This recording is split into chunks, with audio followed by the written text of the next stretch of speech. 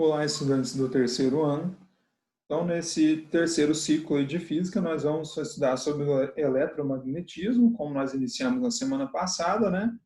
Dando exclusividade aí ao estudo sobre os ímãs, né? As características dos ímãs. Lá no capítulo 7 do livro de vocês, nós vimos as principais características de um ímã, como ele é formado, né? Como determinar o polo norte, o polo sul de um ímã, né? A diferença entre polo sul magnético terrestre e polo norte geográfico, né? Nós vimos todas essas diferenças, assim como os princípios, né? O princípio da atração e repulsão magnética, que fala que polos de nomes iguais se repelem e polos de nomes diferentes se atraem. A inseparabilidade dos polos magnéticos, que diz que não é possível quebrar um ímã e separar o polo norte do polo sul. Fizemos algumas atividades, falamos sobre o que é o campo magnético, como aquela região em torno de um ímã, cuja existe uma força de atração, né, em que essa força é manifestada. Vimos qual o sentido desse campo magnético, né, dessa região de influência magnética ali ao redor do ímã. No interior do ímã, o sentido é do polo sul para o polo norte, e no exterior, o sentido é do polo norte para o polo sul. Não falamos ainda sobre o vetor campo magnético, nós vamos falar na aula de hoje, com mais detalhes, mas o vetor nada mais é do que um componente físico e matemático, né, que indica ali a direção, o sentido e também a intensidade do campo magnético. Por isso, deixei para comentar nessa aula de hoje, nós entraremos em mais detalhes sobre isso. Outra questão teórica que nós respondemos essas atividades, né? E outra questão teórica que nós não falamos foi sobre as propriedades magnéticas da matéria, né? Que ela tem a propriedade, por exemplo, de adquirir materiais que não são ímãs, eles podem adquirir a propriedade de um ímã desde que entrem em contato por muito tempo, né, com um ímã. Então, nós podemos criar aí ímãs por indução magnética, que seria colocar um material exposto a um campo magnético, né, a um campo ali, uma zona de influência magnética, e a presença desse campo magnético faz com que o outro material adquira propriedade semelhante também. E aí nós podemos falar aí dos ímãs permanentes e ímãs temporários. Um ímã é denominado permanente quando continua magnetizado mesmo após ter sido removido o campo magnético responsável pela sua imantação. Imantação é o processo pelo qual nós tornamos um outro material que não era ímã com as mesmas propriedades de um ímã.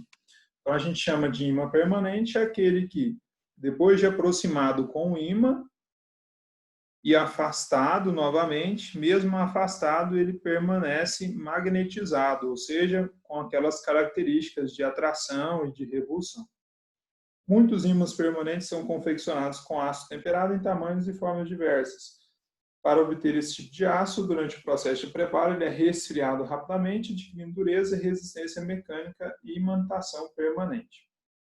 Entre os ímãs temporários, e o que seriam ímãs temporários? São aqueles que perdem o magnetismo quando não estão sob a ação de um campo magnético externo. Ou seja, ele sofreu o processo de imantação, se tornou um ímã, mas ele, depois de afastado do aquele campo magnético, ele perde as características de ímã. Inclui-se o ferro doce, o ferro puro aquecido e resfriado lentamente. Portanto, o ferro puro pode ser magnetizado e desmagnetizado com bastante facilidade, sendo frequentemente usado nos ímãs temporários. Em outras palavras, gente, se você colocar um ímã, né, por exemplo, em contato com um clipe, né, ou com um pedaço pequeno de metal, com um prego, por exemplo, o prego, que não é um ímã, ele vai adquirir as propriedades de ímã, atraindo outros materiais de metal. Claro que com a intensidade, com a força menor, mas ele vai atrair outros metais. Mas depois de um certo tempo, se esse prego não continuou em contato com o ímã, o prego vai perder essa propriedade de atrair outros materiais. Então, o prego ali seria um exemplo de ímã temporário, né? Alfinete acontece isso também, com clips, né? Também acontece isso, de atrair outros clips. E na aula de hoje nós vamos falar então sobre o campo magnético criado por uma corrente elétrica em condutores retilíneos e também determinar a intensidade desse campo magnético e também indicar e representar o vetor indução magnética. Daí nós estamos entrando agora de fato, né, no nosso eixo temático aí chamado de eletromagnetismo. Uma vez que nós compreendamos as propriedades magnéticas de um ímã, né, e as características de um ímã, o que seria o eletromagnetismo, então? Seria uma descoberta no ramo da física aí, em que um fio que conduz eletricidade, né, que passa energia elétrica ali por aquele fio condutor, em sua volta existe uma região que também é caracterizada como campo magnético, ou seja, a passagem de corrente elétrica por um fio condutor oferece naquele fio, algumas propriedades magnéticas. Ou seja, oferece na região em volta daquele fio um campo magnético. E esse experimento foi feito de uma forma bastante simples, né? Em que em uma folha, isso aqui que está com a cor de madeira, né? Na página do livro de vocês, na verdade a experiência foi com a folha, dá para se fazer com a folha de papel e atravessar essa folha de papel aqui por um fio, né? Condutor. E aqui em cima o que a gente pode ver, né, nessas linhas concêntricas, aí, nessas circunferências concêntricas, são limalha de ferro espalhada, né? E elas adquiriram essa posição justamente por causa do campo magnético gerado ali em volta desse fio condutor por causa de uma corrente elétrica que passa por ele. Então nós temos aqui três elementos, basicamente, né? Nós temos um fio condutor atravessado por uma corrente, um papel aqui. A função desse papel é apenas a de suportar aí essa limalha de ferro, pó de ferro espalhado em cima dessa folha, né? E essa figura que nós vemos em forma de circunferência é justamente uma visualização dessa influência do campo elétrico gerado por essa corrente. Então nós temos isso aí. A nossa função, então, nessa aula de hoje é aprender a determinar a direção e o sentido do campo magnético gerado ali, nesse caso, campo eletromagnético gerado ali em torno desse fio. Para determinar essa direção e o sentido, é que vem aquele termo lá, vetor campo magnético. O que seria um vetor? De forma bem básica, o vetor seria ali uma seta, né? E essa seta tem duas funções, três funções. Mas basicamente a figura da seta é para indicar essas duas características do campo magnético. É para indicar a direção e o sentido. Então, quando a gente fala direção eu digo horizontal, vertical, diagonal, né, oblíqua. Então, imagina aí uma linha que não possuísse essa seta. Imagina que eu fosse só uma linha. Então, eu sei que isso aqui, a direção é horizontal, mas qual é o sentido? Não sei. Posso fazer uma linha também vertical, então a direção é vertical. Mas eu não sei qual é o sentido, se é de cima para baixo, se é de baixo para cima. Posso também desenhar uma linha na diagonal, mas eu também não sei se é de baixo para cima, né? Se é de cima para baixo. Por isso, um vetor, então, ele precisa dessas características aqui e é usado essa seta, porque uma seta, se eu desenho ela assim, né? A direção dela eu sei que é horizontal, mas qual é o sentido? É da esquerda para a direita. Se eu desenho outra seta horizontal, mas com o sentido trocado, né? Muda o sentido.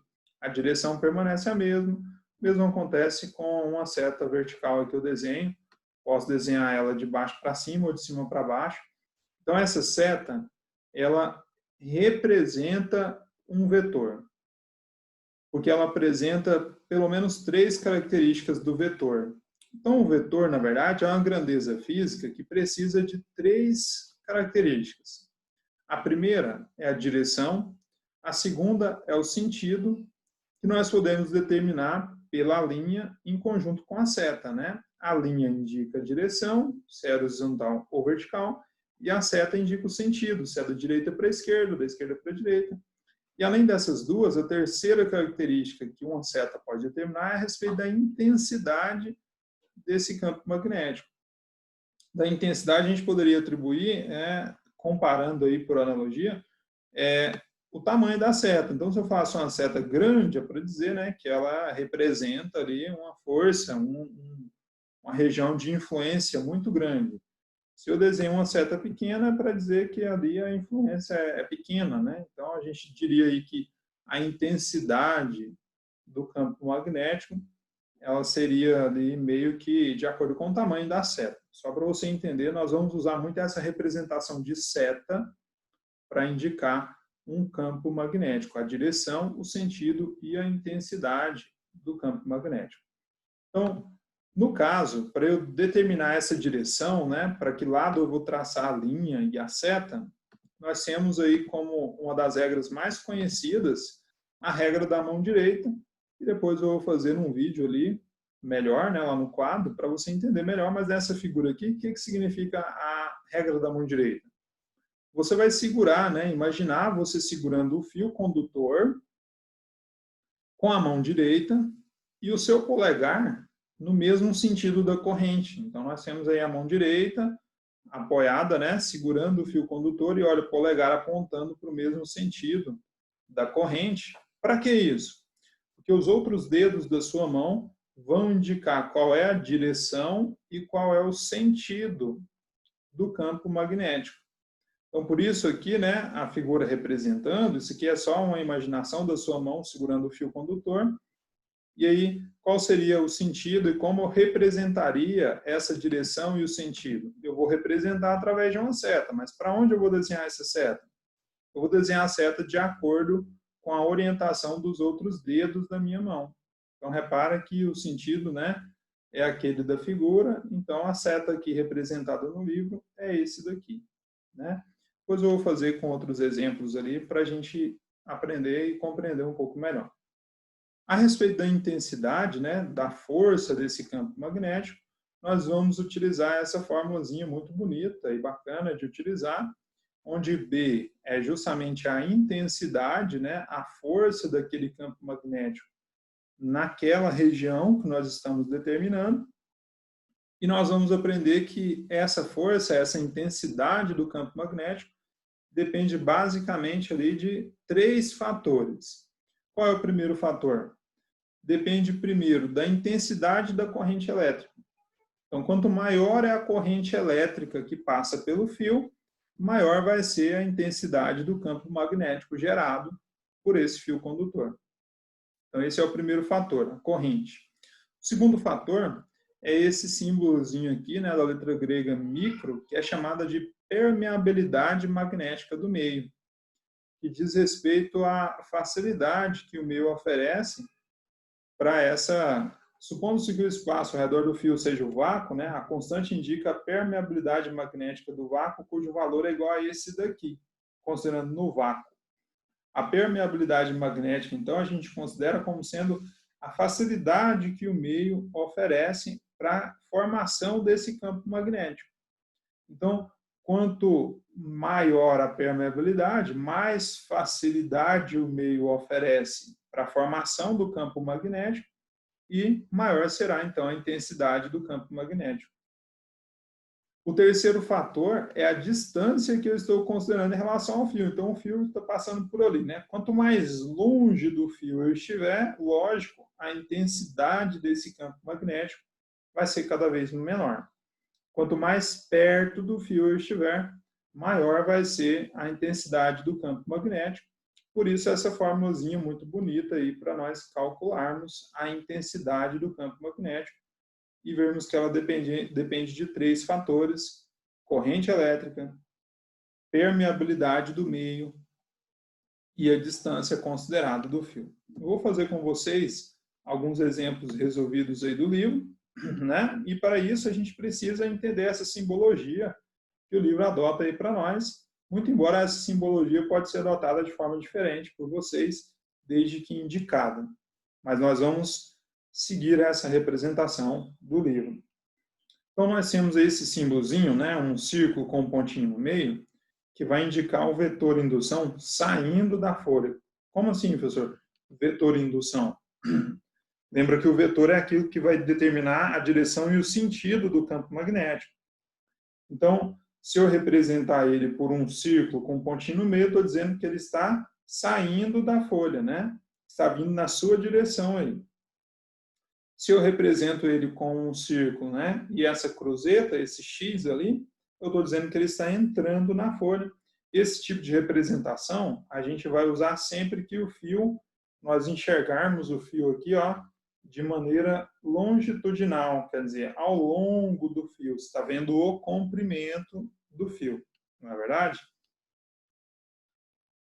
Para isso, então, a gente vai fazer alguns exercícios resolvidos que talvez a gente compreenda melhor, então, essas representações e como calcular a intensidade do campo magnético. E aí o exercício resolvido do livro de vocês traz assim, né? Esse número 2 aí.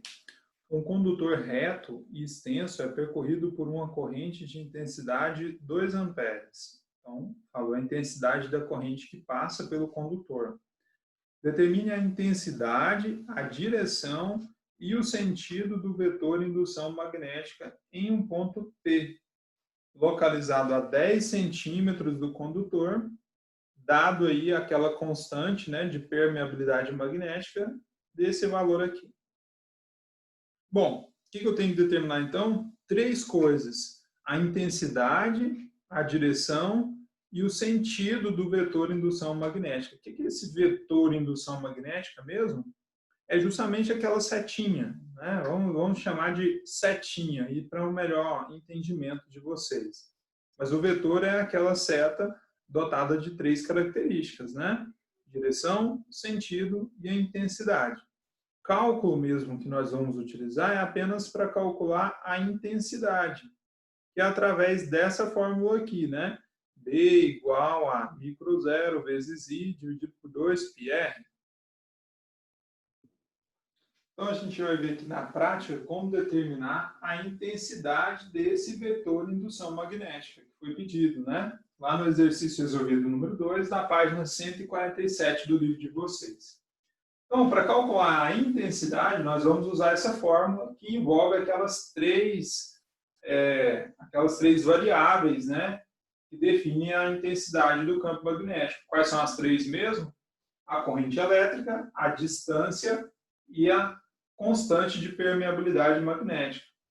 Que no caso foi dada, né, a constante de permeabilidade, né, no vácuo de 4 vezes 10 elevado a menos 6 Tesla por metro por ampere, Tesla metro por ampere. A intensidade da corrente também foi dada, que é de 2 amperes. E a distância a ser considerada do fio também foi dada, que é de 10 centímetros. Cuidados que nós precisamos ter na hora de usar essa fórmula. Com as unidades de medida, né? Então, a intensidade e a distância, essas unidades, elas precisam estar de acordo com as unidades da constante, que no SI, né, é Tesla metro por ampere. Ou seja, a distância aqui está em centímetros, mas ela precisa estar em metros. Como eu sei disso? Por causa da unidade de medida que foi me dada. A corrente elétrica tem que ser dada em amperes, né? E ela está, então eu não preciso mexer com a corrente elétrica. Mas a distância, né, esse R aqui de raio, eu preciso transformar em centímetros em metros. Para isso, basta eu dividir por 100. Transformar centímetros em metros, eu divido por 100. Em uma divisão por 100, basta eu andar com a vírgula 2 casas para a esquerda. Então, a vírgula vai ficar antes do 1, né? E isso, então, é 0,1 metros. E agora, com a unidade em metros, eu posso simplesmente substituir essa forma e realizar os cálculos necessários. Então, vai ficar a intensidade, né? Esse B representa a intensidade do vetor indução magnética. A constante elétrica, ela já substituindo, 4 vezes 10 elevado a menos 6, vezes a corrente elétrica, que é 2, dividido por 0,1. Esse 0,1, eu posso escrever ele também em notação científica, para facilitar as divisões. Como que eu escrevo, então, o 0,1 em notação científica? Eu escrevo em notação científica da seguinte maneira.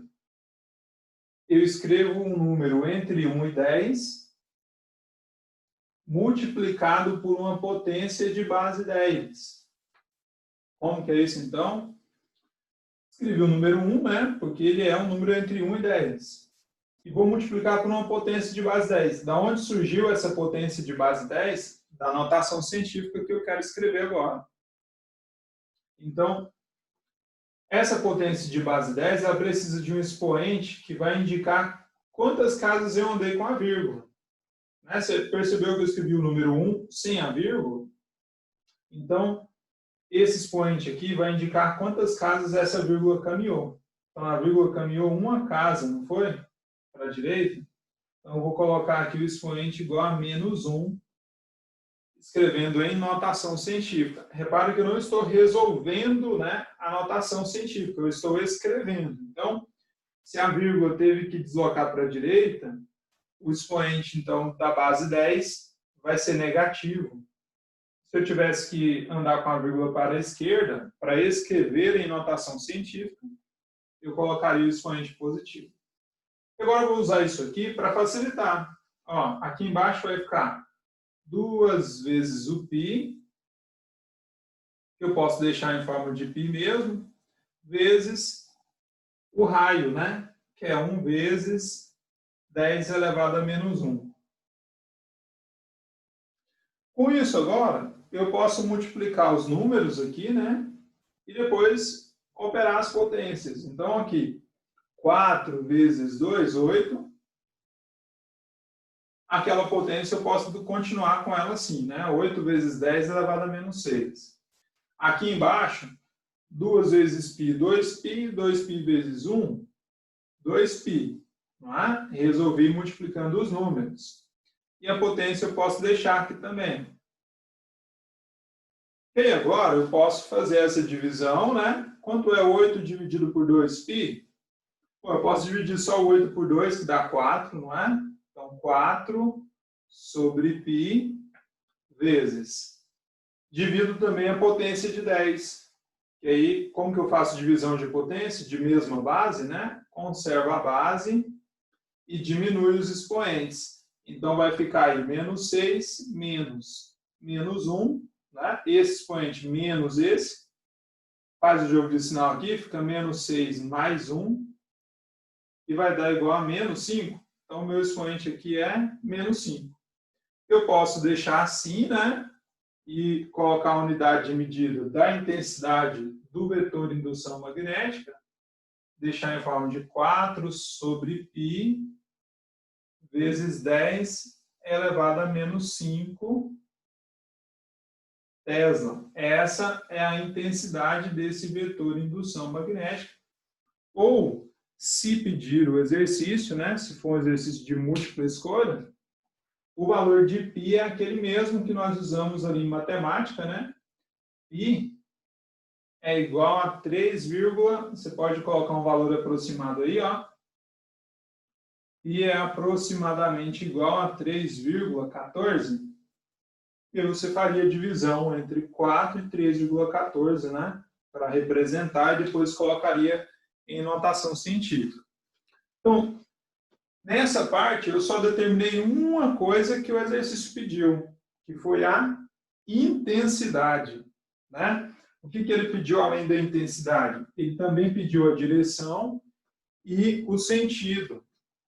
Para indicar a direção e o sentido, eu vou apagar esse cantinho aqui, ó, e a gente vai voltar lá na página do livro para entender melhor isso, então. Lá no exercício, ele deu uma figura representando o fio condutor, né, como você pode ver aqui, ó, deu o sentido da corrente elétrica e deu aquele ponto P considerado. Lembra? Ó? Determine a intensidade, a direção e o sentido do vetor indução magnética em um ponto P. Que ponto P é esse? Daí ele mostrou para nós aqui na figura, essa figura que eu vou reproduzir aqui no quadro, né? Nós temos aí o fio, numa posição horizontal, atravessado por uma corrente elétrica. Olha só, nós temos o fio condutor, né? Representado lá por essa figura aqui. Temos também a corrente elétrica e o sentido dessa corrente, né? Está lá de cima para baixo. Nós temos ainda a representação da distância desse ponto P. Então, tem o ponto P aqui, não tem? E ele representou essa distância com a letra R, lá na figura do livro, como nós acabamos de ver. Essa figura é fundamental para a gente determinar a direção e o sentido do campo do vetor de indução magnética. Como que eu uso, então? Eu aplico aquela regra da mão direita. Lembra que a regra da mão direita, você tem que segurar o fio condutor com a mão direita e o seu polegar tem que apontar para o sentido da corrente. Então, qual que é o sentido da corrente? Não é para baixo? Então, imagina, né? Segura a sua caneta, a sua lapiseira, né? Retira isso aí, né? Como se isso aqui fosse o fio condutor. E eu vou segurar com a mão direita de forma que o meu polegar aponte para o sentido da corrente. Então, olha, se eu segurar com a minha mão direita, né? Com o polegar apontando aí para o sentido da corrente, o polegar apontando para baixo. Então, os outros dedos da minha mão vão indicar a direção e o sentido do vetor de indução magnética. Então, polegar apontado para o sentido e os outros dedos vão indicar o vetor de indução magnética. Repara que nessa posição, se eu seguro assim, o meu dedo desse lado, ele está batendo no quadro, né? Se eu quiser segurar, o meu dedo vai bater no quadro. Se o meu dedo pudesse passar por trás do quadro, eu veria que, enquanto que do lado esquerdo, né, desse lado, o meu dedo entraria no quadro, do meu lado direito, o meu dedo sairia, não é? Passaria por trás do fio condutor e sairia na minha direção. Considerando isso, eu posso representar aqui, então, ó, qual é a direção do vetor de indução magnética? Eu posso usar aquele símbolo, lembra que nós vimos na página do livro? Com um círculo e uma pontinha aqui, ó. Isso aqui indica qual é a direção, ou seja, o vetor ele está saindo do quadro e vindo na minha direção, porque eu apliquei a regra da mão direita, né? E desse lado aqui, onde está o ponto, essa é a direção. Qual é o sentido, né? Aliás, esse é o sentido que sai, né, em direção a mim. Qual é a direção? A direção é perpendicular, ou seja, forma um ângulo de 90 graus aqui com a folha de papel do livro, ou nesse caso aqui, com o meu quadro, né? Então, a intensidade nós vamos calcular utilizando aquela fórmula. Mas a direção e o sentido nós vamos indicar usando a regra da mão direita. E eu vou usar essa representação, né? Porque como nós vimos lá no livro, isso aqui indica que ele está saindo do quadro. Tá certo? Ele está saindo do quadro. Então, esse é o que nós poderíamos chamar de sentido. Qual é o sentido do vetor de indução magnética? É esse, saindo aqui do quadro, saindo do livro, ou no caso do seu caderno. Qual que é a direção, né? Que é o terceiro elemento que compõe um vetor. A direção é perpendicular, ou seja, forma um ângulo de 90 graus.